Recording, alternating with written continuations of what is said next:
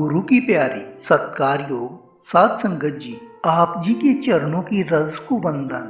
साध संगत जी, काल ने इस संसार को ऐसा बनाया है, जो भी जीव जिस भी योनि में है, जिस भी परिस्थिति में है, वहीं अपने आप को महफूज मानता है।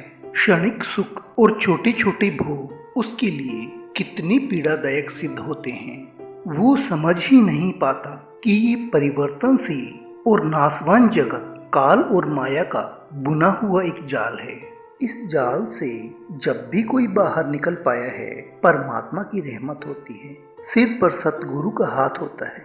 रूहानियत की भेद खोलता हुआ भवानी साहब का ये सत्संग रूहानियत की प्यास बढ़ा देने वाला है। आइए प्रेम से सत्संग को सुनते हैं, रूहानियत की मार्ग पर एक कदम और बढ़ाते हैं। जब परमात्मा ने रचना रची, तब काल भगवान को दे दिया कि तुम सृष्टि को बनाओ। काल भगवान ने कहा, 2 दफा उन्होंने बड़ी तपस्या की मालिक की, और मालिक से वर मांगे, और उस वर में क्या क्या मांगा। उन्होंने कहा कि ये मेरी सारी जितनी रचना है वो सदा कायम रहे। इस वास्ते उन्होंने कहा कि आप जब संत होके आएंगे, तब दुनिया वालों को अपना पिछला जन्म याद नहीं होगा। बात दूसरी, जो जहां है वहां अपने को खुश समझे, समाधान समझे। एक छोटी सी कहानी बोलते हैं कि नाद गया महाराज कृष्ण के पास, और कृष्ण को कहा, महाराज आप भगवान, आप लोगों को इनको सुख के देश में ले जाओ ना। कहते हैं मैं ले जाने वाला तो हूं, मगर कोई आता नहीं। तो सीधा वो जब नीचे आया तो सुअरी के पास आया। सुअरी मिली उसको रास्ते में। सुअरी को बोला कि भगवान तुमको वैकुंठ में ले जाएगा। बोले कैसे? बोले तू खड़ी रहो, मैं तीर लगाता हूं, तू मर जाएगी, फिर वैकुंठ में जाएगी। बोले पर वहां विष्ठा मिलती है। बोले वहां अमृत है, विष्ठा नहीं मिलती है। तो सुअरी भी नहीं मरना चाहती। ये वड़ इसका दूसरा वड़ था, एक पिछला जन्म याद नहीं होवे। क्यों नहीं याद होवे? आज एक आदमी को एक बीमारी है, उसको अगर पता होवे कि मैं पास्ट लाइफ में, तो ऐसे आदमी ऐसे ऐसे वापस चले जाएंगे, तो काल की दुनिया बचेगी नहीं, खत्म हो जाएगी। ये दूसरा। तीसरा ये मांगा कि संत जबरदस्ती किसको नाम नहीं देंगे। चौथा ये कि संत करामात नहीं करेंगे। करामात नहीं करेंगे माना कि एक बॉम्बे के शहर में फ्लोरा फाउंटेन पर एक सूरदास को आंखें मिल जावे, एक मरे हुए आदमी को जिंदा कर देवे, तो सारी दुनिया संतों के पीछे भागेगी, तो भी काल का राज खत्म हो जाएगा। इस वास्ते उन्होंने करामात नहीं करनी, जबरदस्ती नाम नहीं देना, जब तक कोई मांगे नहीं। मगर हमारे मन में ख्याल आएगा, क्या वो करामात कर ही नहीं सकते हैं क्या? बड़ा भारी करामात कोई भी कर सकते हैं, लेकिन करते हैं सत्संगियों के जीवन में, प्राइवेट, खानगी, कॉन्फिडेंशियल।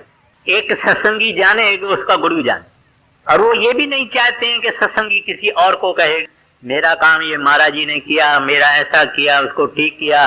कई करामातें मुझे मालूम है कि हर एक सत्संगी के जीवन में कई करामातें होती है। वो बात करने की अपने को मना है, करामात बताने की अपने को मना है। मगर जब भी करेंगे भी तो भी ढकेंगे माना छुपा के करेंगे। मैं जानता हूं एक मिसेस कपूर थी, हमारे दीवान दरियाई लाल की भरजाई। जब महाराज जी 55 में यहाँ आए, तो मैं उसको घर में गया था बताने को कि महाराज जी आने वाले हैं। श्याम निवास में कहीं उनका घर था, तो बड़ी पुरानी थी, बड़ी अच्छी अच्छी सुंदर बातें बड़े महाराज जी की उनकी बताई, और हिम्मत वाली भी थी। तो मुझे बताती है कि मेरा लड़का ये जो है, ये अभी हवाई जहाज चलाता है, पायलट है। जब छोटा था और सत्संग घर बनता था ब्यास में, तो मैं इसको बच्चे को भी ले जाती थी, ईंट की सेवा करती थी। ईंट माना अब बच्चा तो एक ही ईंट उठाएगा, लेकिन यानी ऐसे बच्चे हैं जिनसे जो कुछ हो सकता है करते हैं सेवा। तो ईंटों की सेवा थी, सब करते थे। तो वो बच्चा कोई ईंटों में गिर भी गया, तो उसकी बांह जो है ये टूट गई। और लटकती थी ऐसे। तो वो आई मिसेस कपूर बच्चे को लेके, महाराज जी को कहती है, महाराज जी क्या आपकी कौन सेवा करेगा, हमको ऐसी सेवा नहीं करनी है, ये बच्चे का हाल देखो, उसकी बांह टूट गई है। महाराज जी ने तो पहले पहले उसके हाथ में हाथ पकड़ दिया, जहां वो लटकती थी ना वहां हाथ पकड़ दिया, और वो बड़ा गर्म महाराज जी को बोलने लगी, हम आपकी सेवा नहीं करेंगे, ये नहीं करेंगे, वो नहीं करेंगे। महाराज जी ने कहा, पर बीबी तुम दसो तो सही इसको हुआ क्या है। कहती है, महाराज जी आप देखते नहीं है इसका हाथ लटकता है। ये मुझे तो नहीं दिखता है, उसका हाथ ऐसा ऐसा कर ले, मुझे तो नहीं दिखता है उसका हाथ। ठीक है, उसने भी देखा, कुछ भी नहीं है। तो महाराज जी को कहती है, हाँ संत बड़े दयालु होते हैं, खैर करते हैं अपने के लिए, माना जो सेवक है उनके लिए करेंगे, उनका पक्षपात भी करते हैं, उसकी पार्शियलिटी भी करते हैं, बहुत कुछ करते हैं, छुपा के जलाना नहीं चाहते हैं, दुनिया को दिखाना नहीं चाहते हैं, क्योंकि उनके पास नाम है, उनके पास मशहूरी है, उनको मालिक की बख्शिश है, सब कुछ मालिक उनकी सुनता है, उनको दुनिया को दिखाना है, अपने को मशहूर करना है, अपना नाम करना है। मैं महाराज जी के साथ एक दफा, मेरी तकदीर अच्छी है, खुशकिस्मती है, अमेरिका में 1970 में वहां मिले थे। तो मैंने देखा कि ना कोई पोस्टर है, ना कोई कागज छपाया है, ना कोई लीफलेट है, ना कोई कुछ है, ना कोई कुछ है। और एक दूसरा महात्मा भी उस वक्त में आने वाला था, उसके बड़े बड़े पोस्टर लग गए थे। तो मैंने वहां के सेक्रेटरी से पूछा, भाई आप लोगों ने कोई इंफॉर्मेशन के लिए कम से कम प्रोपेगेंडा तो करो। कहता है, महाराज जी का सख्त हुक्म है, कोई कागज नहीं छपाना, कोई पोस्टर नहीं छपाना, कोई टीवी वालों को नहीं बोलना, कुछ नहीं करना। तो ऐसे तो संत जन है, लोग पोस्टर लगाते हैं, वो बोलते कुछ नहीं करना। तो उनको क्या जरूरत है करामात दिखाने की। अगर कोई परमात्मा से मिलना चाहता है, संतों की सोबत में बैठेगा, संत उनको अपना प्रेम भी बख्शेंगे, विश्वास भी बख्शेंगे, मगर करामात करके नहीं बख्शेंगे। उनकी दया से विश्वास होता है और वो बख्शते हैं, जिसको विश्वास चाहिए उसको विश्वास बख्शते हैं, श्रद्धा बख्शते हैं। तो ये है कि वो संत जन क्यों करामात नहीं करते हैं। अब कुछ लोग कहते हैं मेरे को कि भाई गुरु नानक साहब की जो साखियां हैं, उस साखियों में तो बहुत करामाते हैं। मैं साखियों के लिए एक अर्ज करता हूं। जब गुरु नानक साहब जी चोला छोड़ गए, गुरु अंगद साहब जी आए। गुरु अंगद साहब जी ने भाई मर्दाने को कहा, भाई मर्दाना, हमारे सतगुरु के साथ आप बहुत सफर में जाते थे, उसकी साखियां आप लिखो ना। बोले, महाराज मैं तो अनपढ़ हूं और मैं दस्तखत भी नहीं करना सकता हूं, सिग्नेचर भी नहीं कर सकता हूं, मैं साखियां कैसे कर लिख सकता हूं। तो गुरु अंगद साहब ने उसके साथ एक पंडित दिया, वो पंडित का नाम मैं भूल गया, और भाई मर्दाने ने उसको साखियां जो जो याद थी वो साखियां उन्होंने लिखवाई।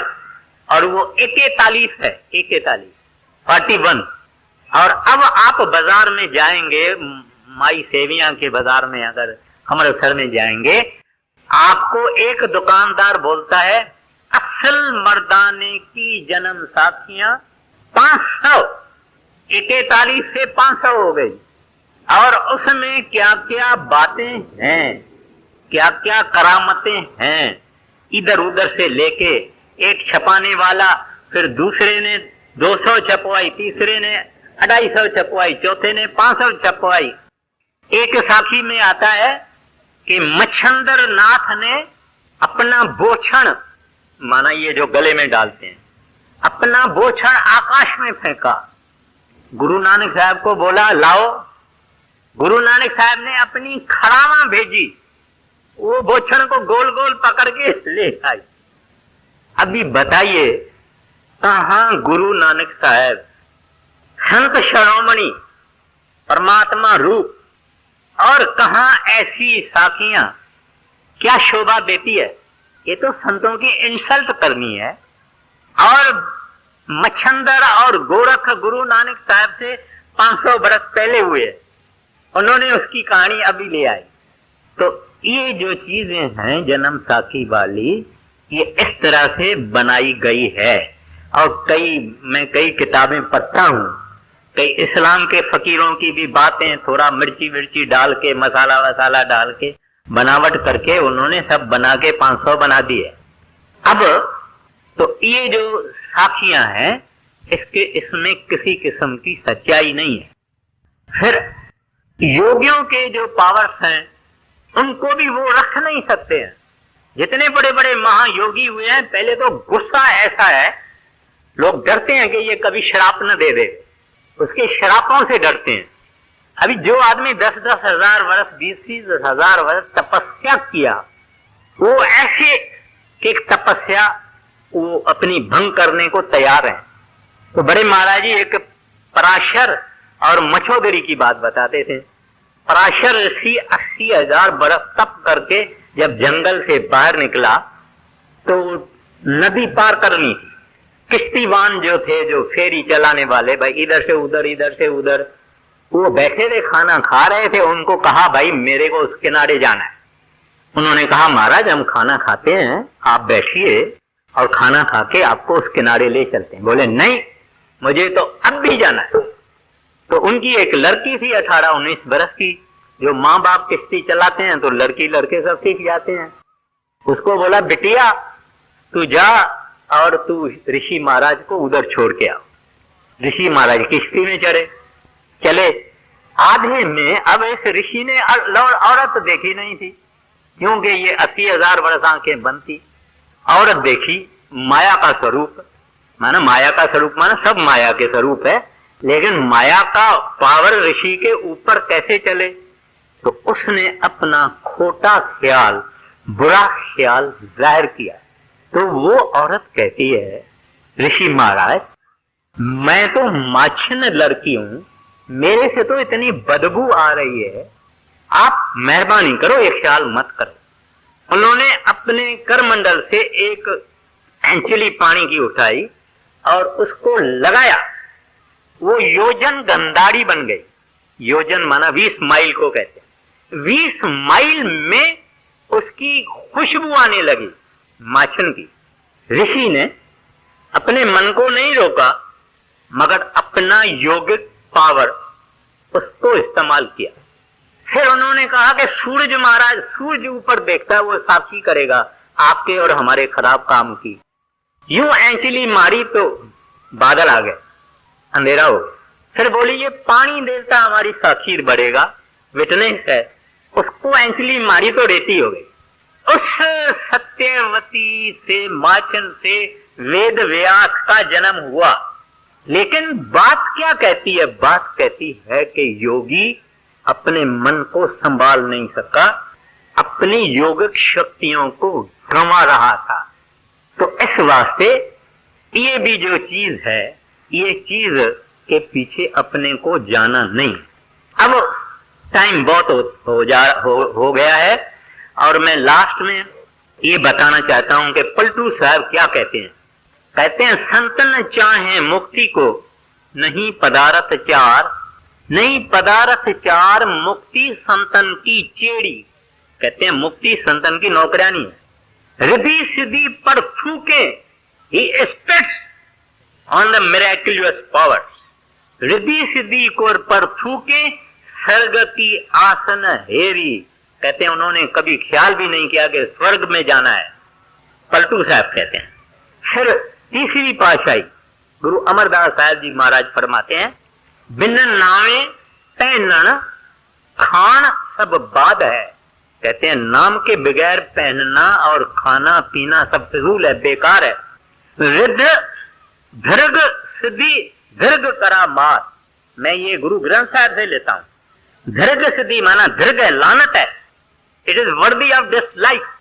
दीर्घ सिद्धि दीर्घ करा मार, नानक गुरुमुख हर नाम वस है, पिया सिद्ध इया करा मार।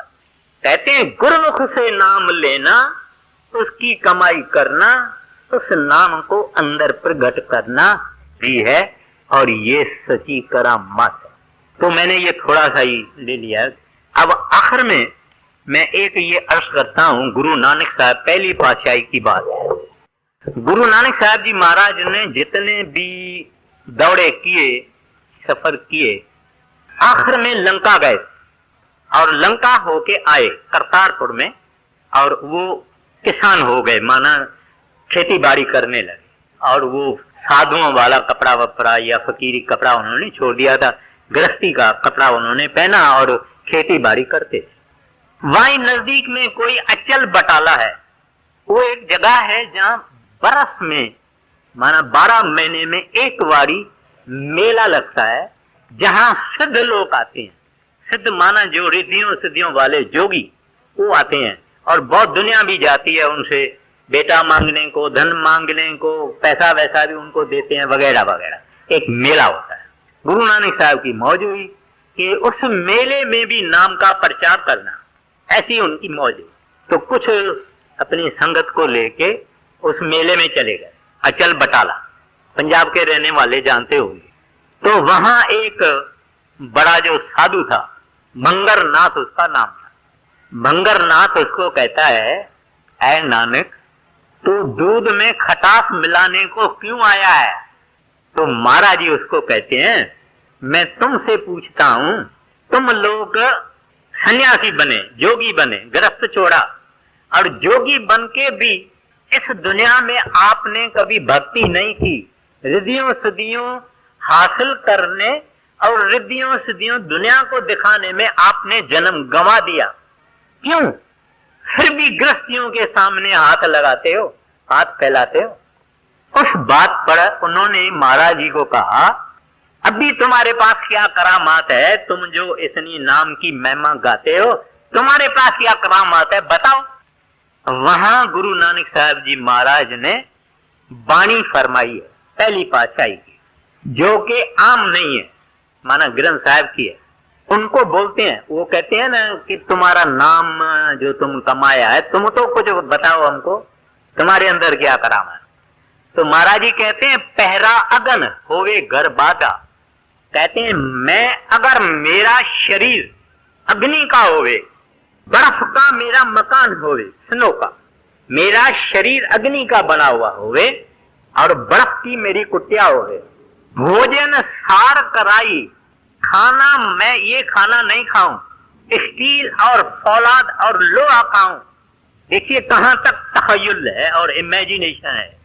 भोजन सार कराई, सगले दुख पानी कर पीवा। कहते हैं संसार में जितने भी दुख सुख हैं, मैं इनको पानी की तरह से पी जाऊं, गर गर गर गर कर। धरती हाथ चलाई, कहते हैं जैसे बैल को चलाते हैं ना, गाय भैंस को, जैसे चलो चलो चलो चलो चलो, धरती हाथ चलाई। कहते हैं धरती को अपने इशारे से मैं हाँक के चलावा।